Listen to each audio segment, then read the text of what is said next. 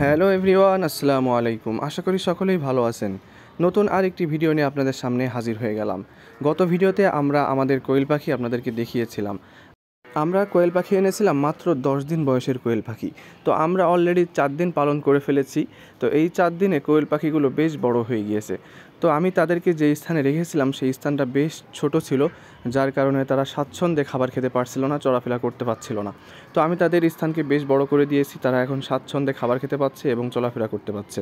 যেহেতু তাদের জায়গাটা বড় করে দিয়েছি, এখন তাদের ওই জায়গায় কিছু তুষ বা ধানের চিটা দিতে হবে, যাতে করে তারা যে মলটা ত্যাগ করবে সেই মলটাতে তাদের অসুবিধা না হয়, যাতে শুকিয়ে যায়। আরও নিচেই যেহেতু ফ্লোর, যাতে ফ্লোর থেকে ঠান্ডা না ওঠে, এই জন্য আমরা কিছু তুষ অলরেডি নিয়ে চলে এসেছি। তো আমরা খাবারের পাত্রেই তুষটা এনেছি, কারণ আমাদের পাখিকে আমরা আগে নিচেই খাবার খেতে দিতাম।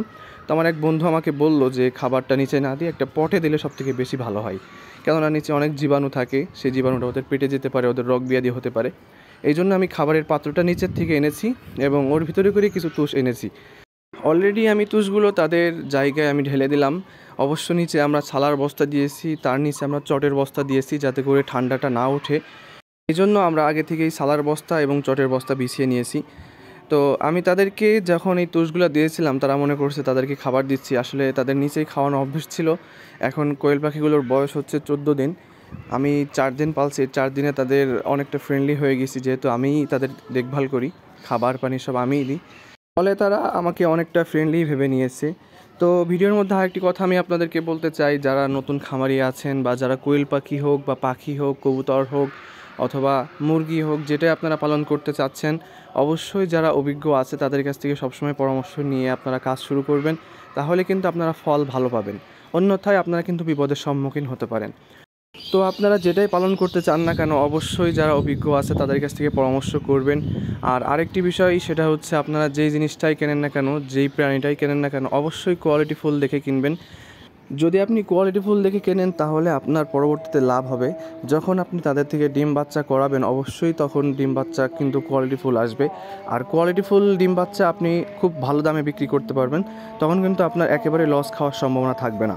তো আমি যেহেতু আমার কোয়েল পাখিগুলোকে সবসময় নিচেই খাবার দিতে অভ্যস্ত, তো আমি আজকে তাদের নতুন পটে খাবার দিব, দেখি তারা খাবারটা খায় কিনা। আমি কিন্তু তাদেরকে পর্যাপ্ত পরিমাণ খাবার সবসময় দিয়ে থাকি, যতটুকু পরিমাণ দেওয়ার কথা তার থেকে আমি সবসময় একটু বেশি দেওয়ার চেষ্টা করি। তো আপনারা যারা পশু পাখি পালন করছেন, অবশ্যই আপনারা পর্যাপ্ত পরিমাণ খাবার দিবেন, যাতে করে তারা মোটেও যেন কষ্টের সম্মুখীন না হয়। তো অলরেডি আমি আমার কোয়েল পাখিগুলোকে নতুন পটে খাবার দিয়ে দিয়েছি। মাশাআল্লাহ, তারা কিন্তু একটা একটা করে আস্তে আস্তে খাচ্ছে। আমি ভাবছিলাম যে তারা হয়তো প্রথমে স্বাচ্ছন্দ্য বোধ করবে না, কিন্তু প্রথমেই তারা স্বাচ্ছন্দ্য বোধ করছে এবং তারা কিন্তু খাবার খাচ্ছে। তো সকলেই দোয়া করবেন। আর আপনারা কে কী প্রাণী পালছেন অবশ্যই কমেন্ট বক্সে জানিয়ে যাবেন।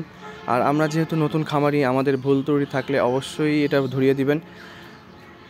আর আস্তে আস্তে ইনশাল্লাহ আমরা আরও কিছু কালেকশন আপনাদেরকে দেখানোর চেষ্টা করব। আমরা সময়ের অপেক্ষা করছি। আমাদের মুরগির বাচ্চাগুলো কিন্তু মাশাআল্লাহ অনেক বড় হয়ে গিয়েছে। আমরা কিন্তু 1 সপ্তাহ যাবত এই মুরগির বাচ্চাগুলো পালতেছি। মাশাআল্লাহ অনেক চমৎকার, অনেক সুন্দর হয়ে গেছে।